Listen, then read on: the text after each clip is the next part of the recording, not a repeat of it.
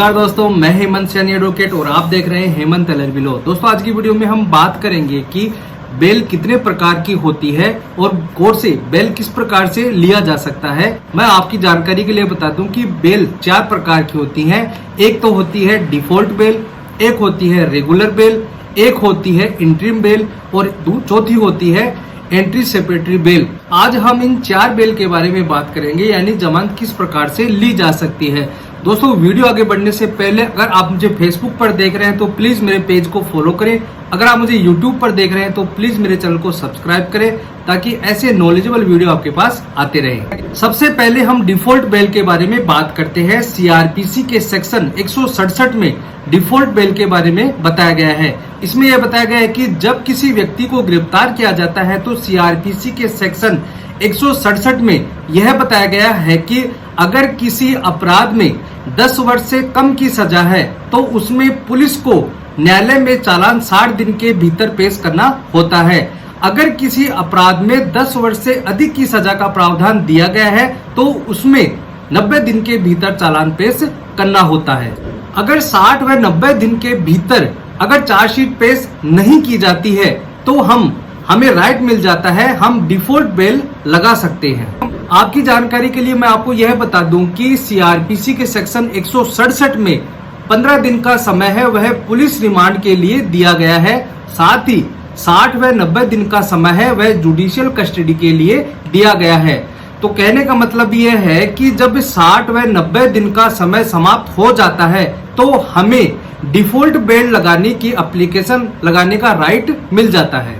और यदि समय समाप्त होने के बाद अगर आप डिफॉल्ट बेल की एप्लीकेशन नहीं लगाते हैं और इसी दरमियान अगर चालान पेश कर दिया जाता है तो आपको डिफॉल्ट बेल नहीं मिलेगी। अगर 60 व 90 दिन के बाद भी चालान पेश नहीं किया जाता है तो जो अक्यूज्ड होता है उसे बेल लेने के लिए राइट मिल जाता है। इसमें जज साहब भी कुछ नहीं कहते हैं क्योंकि 60 और 90 दिन के बाद उसको अपने आप ही जमानत लेने का राइट मिल जाता है। अब हम बात करते हैं रेगुलर बेल की। रेगुलर बेल क्या होता है?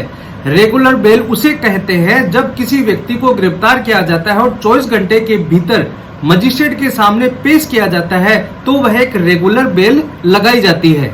मेरे एक दोस्त ने मुझसे यह पूछा कि सर जब हम सेशन और हाई कोर्ट में सीआरपीसी में 439 में बेल एप्लीकेशन लगाते हैं तो इससे पहले क्या सीआरपीसी के सेक्शन 437 की बेल एप्लीकेशन को नीचे की अदालत से खारिज करवाना आवश्यक है? तो मैंने कहा कि यह कोई आवश्यक शर्त नहीं है।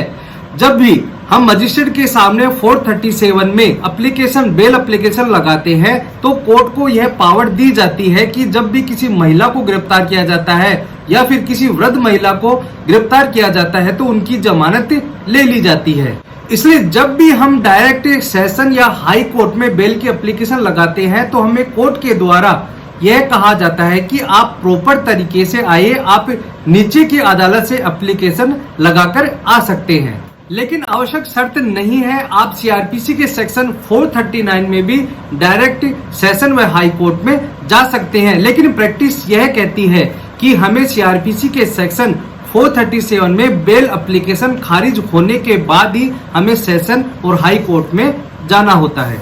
अभी मैंने आपको यह बताया कि सीआरपीसी के सेक्शन 167 में हमें डिफॉल्ट बेल के बारे में बताया गया है। इसके साथ ही सीआरपीसी के सेक्शन 437 और 439 में हमें रेगुलर बेल के बारे में बताया गया है। अब हम बात करते हैं इंटरिम बेल के बारे में। सीआरपीसी में हमें इंटरिम वर्ड देखने को नहीं मिलता है, लेकिन कई बार ऐसा होता है कि अक्यूज्ड अभियुक्त के द्वारा एंटीसिपेटरी बेल की एप्लीकेशन लगाई जाती है क्योंकि अक्यूज्ड के द्वारा अपने आप को निर्दोष साबित करने के लिए और एविडेंस कलेक्ट करने के लिए यह एप्लीकेशन लगाई जाती है। इसलिए उनके वकील अक्यूज्ड को बेगुनाह साबित करने के लिए एंटीसिपेटरी बेल लगाई जाती है और वकील के द्वारा यह कहा जाता है कि जो मेरा क्लाइंट है वह बेगुनाह है, उसने कोई भी अपराध कारित नहीं किया है। इसलिए सबूत इकट्ठे करने के लिए, एविडेंस कलेक्ट करने के लिए वकील के द्वारा एंटीसिपेटरी बेल लगाई जाती है और मजिस्ट्रेट से यह रिक्वेस्ट की जाती है कि अक्यूज्ड की बेल ली जाए। इसलिए मजिस्ट्रेट के द्वारा 10 या 15 दिन की बेल दे दी जाती है। इसे ही इंटरिम बेल कहा जाता है। और जो बेल लगाई जाती है वह रेगुलर सेक्शन के आधार पर ही बेल लगाई जाती है और कोर्ट के द्वारा अपने ढंग से ही इसमें बेल दे दी जाती है। तो दोस्तों आज के लिए इतना ही। आज आपने जाना कि रेगुलर बेल क्या होती है, डिफॉल्ट बेल क्या होती है, इंटरिम बेल क्या होती है और एंटीसिपेटरी बेल क्या होती है। आज इन 4 बेल के बारे में आपने अच्छी तरह से जाना है। अगर आपके मन में अभी भी कोई डाउट है तो मुझे कमेंट बॉक्स में जाकर पूछ सकते हैं। वीडियो अच्छा लगा तो प्लीज इसे लाइक और शेयर करें और ऐसे इंटरेस्टिंग वीडियो के लिए प्लीज मेरे चैनल को सब्सक्राइब करें। धन्यवाद।